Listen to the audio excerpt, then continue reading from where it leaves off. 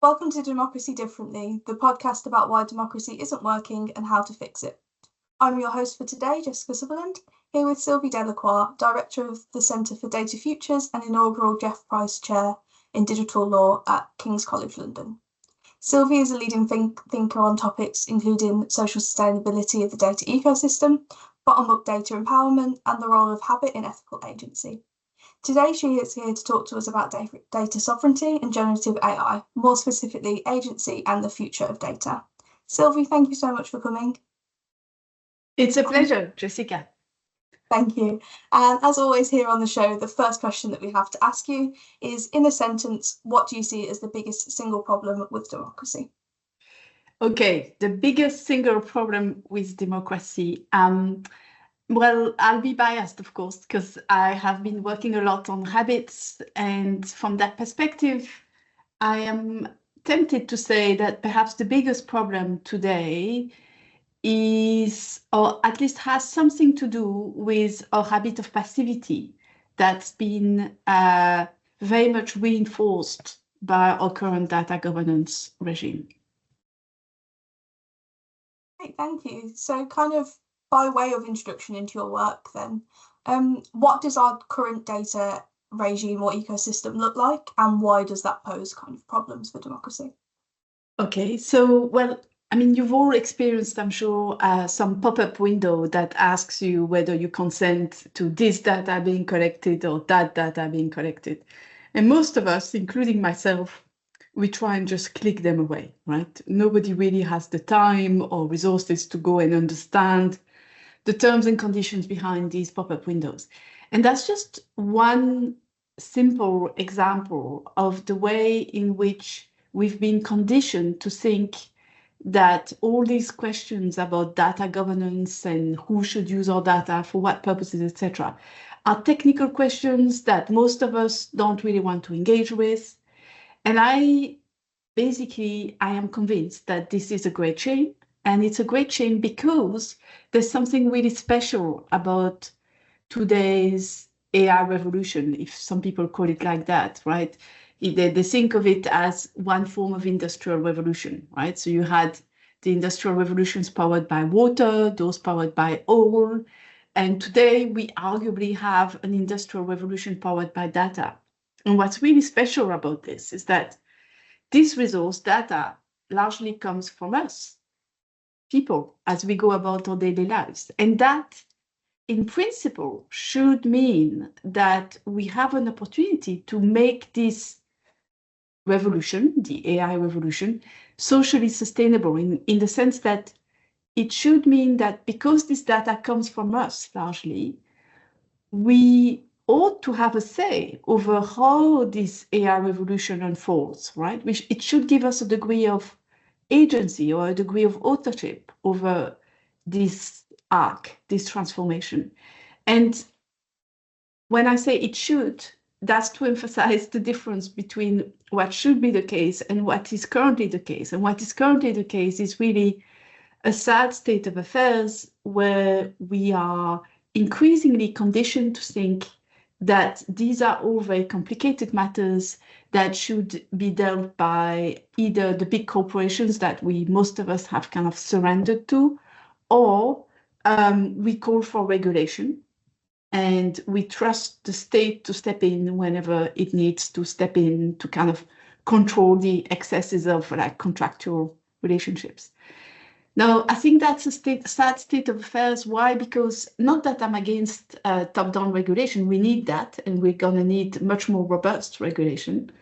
But it's more that we're missing a huge opportunity. We're missing a chance to think, okay, hang on a minute. If this revolution is powered by a resource that comes from us, how come we are not mobilizing and creating bottom-up empowerment structures that mean that groups of people, whoever they are, whether they're marginalized or not marginalized, etc., but it should mean that groups of people can leverage this resource, data, and the rights they have over this data to do a number of things. It could be that they get together, they want to improve the way natural resources are used, they want to improve health research, they could want to improve their neighborhood, lots of various objectives, or you could simply want to obtain better terms and conditions from service providers. All these things can actually be achieved when you join forces collectively, when you kind of pool together either the data you have or the rights you have over the data. And that's forgotten. And it's forgotten because our legal systems are still very much structured around individuals, not groups, right? And data is relational. My data is always your data as well, and the data of my neighbors. So it doesn't really work. It doesn't really make sense to only work with tools that are targeting individuals and not groups. So that's what we've tried to do in the last, I don't know how many years now, is to basically put in place mechanism to enable groups of people to pull together either the data they have or the rights they have over the data. And these mechanisms can take different forms. There's data trust, data co-ops, data commons, you name it. But really what matters is that data can be a source of empowerment. And it sounds easy to say like that, but it's actually something that is still not really, it has gained traction among policymakers. It's not a completely wild idea, but it's surprisingly difficult to translate into reality because of the lack of awareness, because most people first don't realize that, they leak data on a daily basis and that there's something they could do. And also there's this habit of passivity that is really hard to overcome, right? Most of us feel overwhelmed. Most of us lack time, even in the best of days. And so this idea that we might kind of initiate collective action through or leveraging data seems like, yeah, that's lovely, Sylvie, but who are you kidding? Nobody's going to do it. And so that is, these are obstacles that are real. This habit of passivity and the lack of awareness. I don't think they are insurmountable. I think they ought to be ways of tackling these obstacles, but it will take time. This is not something where you click your fingers and voila, you have a data empowerment ecosystem. So it takes time. Right, thank you. It sounds also interesting. I'm wondering if we can talk a little bit more about the obstacles first. So do you think that the way the data revolution has happened so far has changed our agency in some ways and maybe our decision-making capacities around that? Yes, I think the way it has happened so far, well, unfortunately, it's mostly been, it started with the Wild West, right? It started with basically large corporations creating infrastructure to collect data, where de facto we fell into basically a property-based model initially, right? The idea was, oh, well, I collect the data, it's my data. And then there was a rise of, policymakers started to realize that this system was completely unsustainable. Of course, you had to put in place constraints and you had to limit the right to contractual freedom, because otherwise people realized that actually the data that we give to all sorts of platforms and service providers, etc., can make us incredibly vulnerable. Maybe we can talk a little bit more about data trusts. Some of our listeners might not know what a data trust is, for example. So yeah, I guess the question would be, what are data trusts and how might they be socially valuable? Okay, so data trust, the short answer to this, because I don't want to speak forever on this, the data trust, at the end of the day, it's a fairly simple idea. The idea is to use trust law, which is existing legal mechanism, to allow groups of people to put into the trust the rights they have over the data, right? Now, there's three key elements to this. One is to say we need to do better than the traditional consent mechanism when it comes to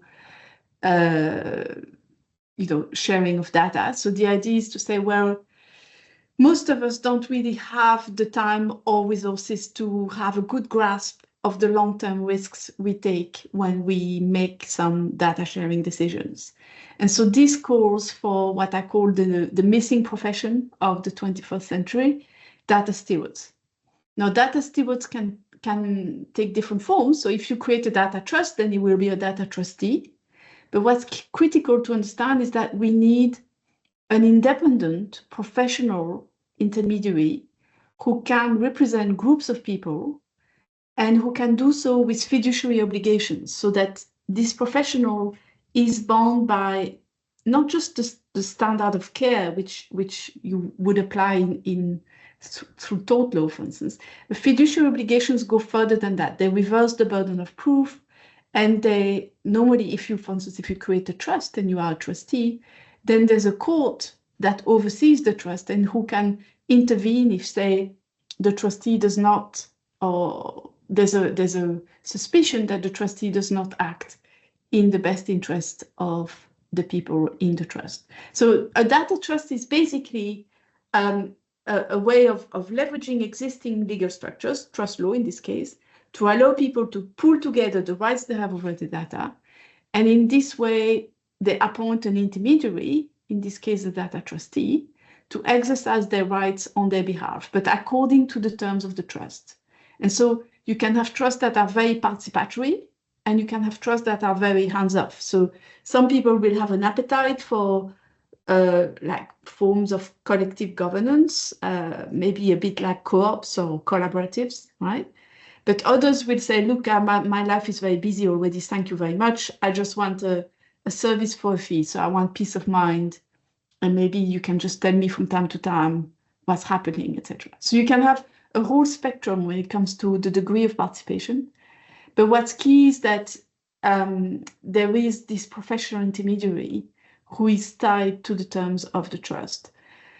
And so basically that means you, in principle, if it's done well, you can overcome the current limits. I mean, the current way of structuring data governance that relies so much on consent is problematic because it's relying on a fiction. Most of us don't really have the time or resources to understand the risk we take on the long term when we share data. And so to me, that this, just like we have lawyers and doctors, you could argue that, you know, recent progress in data science means that actually there's no need for a new profession, and that this new profession would be called data stewards.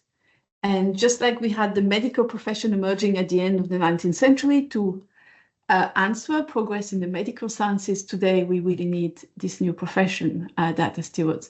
So that's the key idea, right? It's to do better than consent, to have mechanisms for collective action, and to basically revive and acknowledge the fact that we need to do better when it comes to data sharing, right? There's many goods today that are not achieved, not because we don't have enough money, even though that's often a problem, or because we don't have fancy algorithms, but often the problem is simply that we don't have good quality data.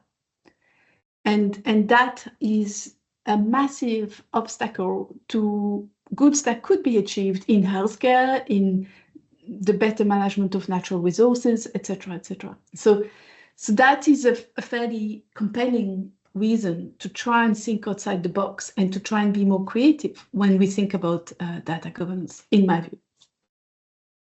Amazing, thanks. And that's probably a really good segue into talking a little bit about habitual ethics, perhaps. So as you mentioned, you have a recent book of the same name. Do you think habit is bad in a democratic context?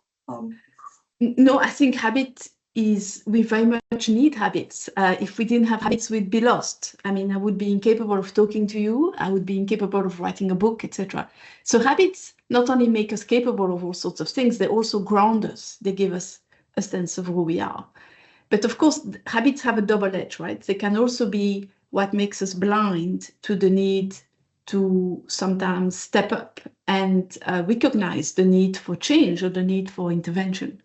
And so that dual edge of habit was something I'm very interested in. And I suppose one objective behind the book, Habitual Ethics, is to look into the factors that enable our habits to remain plastic enough or adaptable enough to remain at the service of our ethical life. So the idea is to say, well, when things go well, our habits are actually supportive of our emotional, intuitive, and also deliberative intelligence. It's when they become rigidified that things go downhill, right? And so what contributes to habit rigidification? Of course, you can have problems to do with individual attitudes, that's one thing, but you can also have factors that are rooted in our environment, in the infrastructure that surrounds us. And that I find fascinating. So now a lot of my work is really focused on trying to figure out what it is about, in particular, data-reliant infrastructure. So, think about recommendation tools, social media platforms, etc. How do these infrastructures affect the plasticity of our habits and affect the extent to which our habits can remain changeable, basically malleable enough to allow us to respond to the need for sometimes ethical intervention or ethical stances rather than just, falling into routine and being blind to that situation, basically. So interesting, thank you. And I guess another kind of aspect of your work is really focused on social sustainability of data ecosystems. Could you kind of explain what you mean about that and why maybe interpretability might be a big part of the puzzle there? Yes. So the social sustainability angle I find fascinating, and it's something that has not been explored enough, in my view, when it comes to the very intense and live debates today, which touch upon IP law reform, right? So if you follow the news in the last few months, 6 months, a year, really, it's an intense battle right now because, of course, IP law was in crisis well before generative AI came to the scene. Yeah, in fact, it's been in crisis ever since we had digital technology, because ever since the distinction between copying on one hand and reading on the other hand becomes compromised, we're in trouble when it comes to IP law. So IP law is really, at the end of the day, presupposing this possibility of distinguishing between reading, which is okay. Everybody should be able to read anything. That's the right to access culture. It's a fundamental human right. And then copying, on the other hand, which is supposed to be limited or conditional and to allow people to maintain some rights that give them incentives to create new creative content. And so that balancing act, there is a balancing act at the heart of IP between giving incentives to creators on one hand and making sure that humanity as a whole has this very, very important right to access culture and learn from it, right? So these are the two sides of the equation. And the balancing act is now really broken, in my view, beyond repair, okay?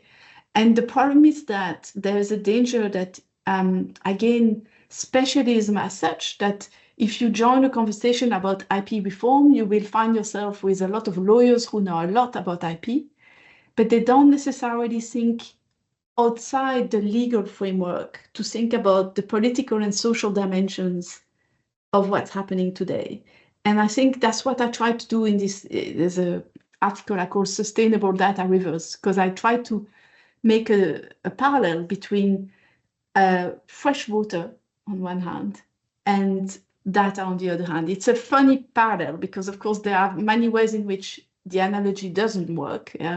Data is not like fresh water, but there are many ways in which the analogy does work. And one of these ways is to think about the fact that today we are in a situation where a significant number of people every year don't have access to fresh water. And we've fallen into that situation because we have for too long been content to stick with a property-based framework when it comes to access to water and all the rights that condition whether you can navigate in rivers, etc., etc. And that property-based framework is now widely acknowledged to be not just deficient, but destructive, arguably. And so many countries around the world are now reforming water law to move to a permission-based system instead of a property-based system. And so the permissions are then granted by statute, etc. And I think that reform movement in water law is very interesting. And I argue that we should take a leaf or two from what's happening there when we think about the challenges we're facing today when it comes to generative AI and its use of data. Yeah. So the fact that many people put their data, the works they do, including my book, Habitualetics, it's open access online, right? And I did that because I passionately believe in this human right to access culture. And I think a lot of people did that also because of the moral aspirations behind that right? It's not just the right to access culture, it's also that behind that right, there are moral aspirations to make sure our fellow human beings all have access to all these creative goods that we create, right? And so that movement, the open access movement, was rooted in moral aspirations, but also then came with reciprocity expectations. There was the idea that if you put things open access, you expected people who access your resource, if they build something themselves based on that, they should also put it open access, right? That reciprocity now is rarely respected. Yeah, so there are some exceptions, but many generative AI models do not respect those reciprocity expectations. And so as a result, it's threatening the sustainability of the open access movement. Thank you. And like you say, I think it's really great that this work kind of touches upon the access to culture, because that's a kind of often overlooked aspect of democracy, and so is the kind of protection of that culture as well. Yes. Are there any other kind of problems that generative AI and the way that it uses data might infringe upon our democratic rights, or the way that we kind of do democracy, I guess? So that's an interesting question. I'm actually in the process of finishing this paper that tries to take a fairly upbeat view. So I try to basically, there are now today very important challenges, right, in terms of misinformation, potential for manipulation, etc., that are inherent to generative AI tools. But I also think it's very important that we emphasize the opportunities that come with design choices that have not been made yet. So there I see a very critical role for academics, mostly, because really today we still have a chance to change the direction of travel when it comes to the evolution and design of these generative AI tools. I think increasingly we have to think that, large language models like ChatGPT, etc., it's unhelpful to talk of them as if they were just one type of tool. I think there's going to be many different kinds of subtools. And one of the things I'm exploring today, which I feel is quite exciting, is the fact that these large language models come with built-in participatory interfaces. Now, they're very primitive today, right? You can do thumbs up, thumbs down, or you can also, of course, give feedback through the prompts you give to the system.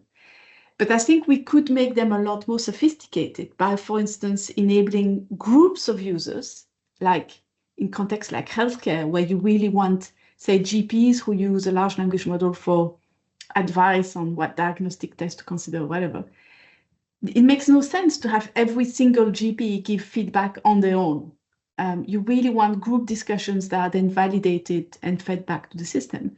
And so this, to me, points to the potential inherent in leveraging these participatory interfaces and structuring them in a way that incentivizes continuous critical engagement on the part of groups of users who could then, again, just like with data trust, learn new habits of participation through these participatory interfaces. So that I feel very excited about, because in some ways I'm doing the same thing. It's all about learning new habits of participation, but here I'm doing it at the point of deployment in terms of the choices we make when we design these interfaces. And I think there's huge potential here. Now, the angle I'm taking today is focused on the communication of non-quantifiable uncertainties. So that's quite specific, but it's specific because it turns out that today there's huge amounts of work that is trying to get large language models to communicate their outputs with some measure of reliability. Like, it's important, right? You can't deploy these tools in healthcare or justice or education without some indication of whether you can rely on these outputs or not, right? But a lot of the research that's being developed today only focuses on quantifiable types of uncertainty. So they can, for instance, give you a statistical estimate of how likely it is that the mark given by, say, an LLM that marks a homework piece, how likely is it that this mark is like the mark that would be given by 10 human teachers? You can do that.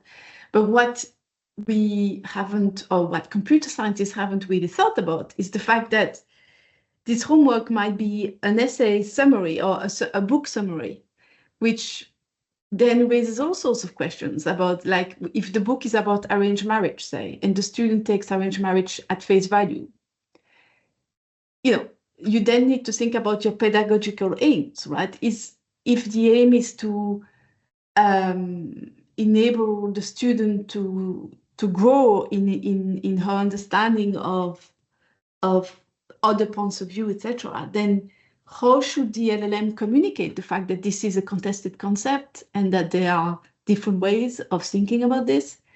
Now, that's not something you can quantify as an uncertainty. There's other examples that are perhaps more obvious. For instance, in healthcare, how do you quantify? Like, say a patient comes with a bruise on her arm.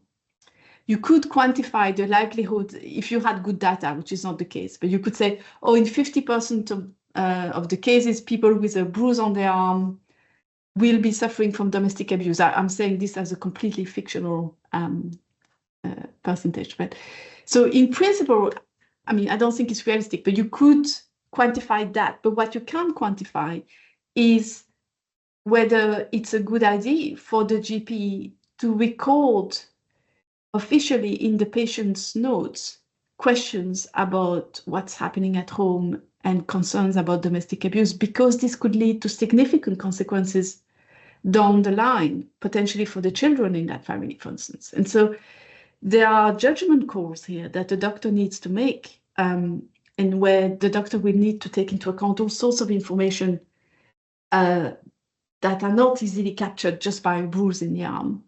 And so that these judgment calls, they're often critical. They're often what makes the difference between a merely competent or a very excellent doctor. And these are things that, if you deploy LLMs at scale as augmentation tools, for instance, in primary care practice, you really need to think hard about how are these tools going to communicate these non-quantifiable uncertainties. Amazing, thank you. And I think it's really lovely to have these sorts of conversations, because when we talk about kind of democratic innovations and those sorts of things, we often think big scale, and it's really nice to kind of think about what we can do in our kind of smaller communities, and in kind of subject-specific areas, I guess. Exactly, and that's why actually, so this is probably the most exciting use of LLMs I can think of, is to design a sub-kind of LLMs as what I call transitional conversational spaces.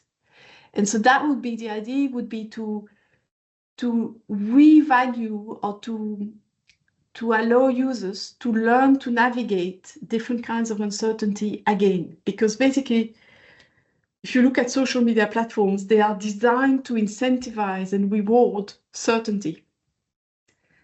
And I think this has contributed to the phenomenon of polarization, etc., that we talk so much about, right? We've lost the art of uncertainty navigation and the art of valuing uncertainty. And so what if we could design a sub-kind of LLMs that are specifically designed to encourage us and make us feel kind of comfortable in expressing or very tentative thoughts, perhaps intuitions. Let's say I've witnessed something that makes me feel uncomfortable, but I'm not quite sure why. And, this would be what I call a sense-making conversation. And ideally, you would have this conversation with a human, by the way. I think these are things that are incredibly important in terms of mechanism for moral and social evolution in a society. But the fact is, and this is quite, how would I put it? It's troubling, I suppose. It's the fact that a lot of people, as a de facto situation, do not find interlocutors who are prepared to act as sense-making partners. It's not just a matter of finding someone who has the time, it's also finding someone who is prepared to open up, to make space for these kinds of tentative thoughts, right? And I think it's a sad state of affair to recognize that today many of us don't necessarily have access to those human-to-human sense-making conversations. And so this came up in the conversations with GPs, where one GP was telling me they were using an LLM to basically explore the concern that maybe a conversation with a patient didn't go as well as it could have, and they were not sure why, etc. And so they were talking to an LLM as a way of teasing out intuitions behind the situation. And some people reacted to that by saying, oh, but you shouldn't talk to an LLM about that. You should talk to a human, surely. And the reaction was, but who are you to tell me that? It's not easy to find an interlocutor to go through this. And so if the LLM helps me, then why would you deprive me of these results? And that was it's not an easy, I am still conflicted about this. I would say that I would prefer, in an ideal world, we would all talk to humans. But certainly I equally feel uncomfortable to say that it's not okay for humans to use LLMs in that way. And so if they are going to be used in that way, as a kind of matter of fact, then we should really design them with a lot more attention given to the way in which they include, for instance, humility markers. So these ways of opening the conversation to tentative views and saying, yes, I'm committed to this kind of open conversation. So I think that's a fascinating field, which, if done right, we could design tools that could actually help revive our democracies rather than contribute to the ongoing, I shouldn't use the word destruction because it's a bit strong, but the ongoing, let's say, compromising or the ongoing erosion of the kind of discursive practices that we need to foster in order to revive these democratic practices. Thank you. That was such an interesting discussion. And we like to kind of wrap up the end of these with a few quick fire questions. So the first one I have for you is, are you optimistic or pessimistic about the future? Oh, I'm an optimist. There's no doubt about that. You'll have gathered that in my answers. Yeah, I'm definitely an optimist. And I also feel that it's kind of if I don't try and think of what we can possibly do, even if it's unlikely that it will happen, then who will? As an academic, I think I have a responsibility to try and think, okay, there are things we can do. There are things that we can design differently. There are ways of, for instance, creating bottom-up data empowerment structures, etc., that could change the direction of travel. And I think we all have a responsibility to think along these lines more often. Amazing, thanks. And next one is, what should we be most worried about in terms of the use of our data in the democratic context? Well, I think what we should be most worried about at the end of the day is the day we give up, the day we cease caring because we're just too busy and because it seems too complicated, then we've actually given up on a huge opportunity. So perhaps that's what I'm most worried about. Great. So at the beginning of this episode, we asked you what you consider to be the biggest problem with democracy. And given everything that we've discussed in the last half an hour or so, if you had to pick one thing for democracy to do differently, what would it be and why? Well, the one thing for democracy to do differently is to basically stop conditioning us to have this increasingly passive attitude when it comes to the functioning of public institutions or the sharing of data. So we really need more bottom-up empowerment infrastructure, whether it's data empowerment infrastructure or something else. So I think that's something that I hope will happen, is a reinvestment in the civic sphere, basically. Yeah. Perfect, thank you. And a really lovely note for us to end on. So thank you so much for coming on the podcast, Sylvie. It's a pleasure. And there's a book I would recommend, but it's not on data, and it's called The Atomic Human by Neil Lawrence. That's a fantastic book when it comes to understanding also the history behind what we've ended up with today when it comes to people calling it AI. I think that book is incredibly nice to read and informative, so I would recommend it. Yeah. Amazing, thank you. And if you've enjoyed the podcast, please remember to subscribe. I've been your host for today, Jessica Sutherland, and thanks so much for tuning in.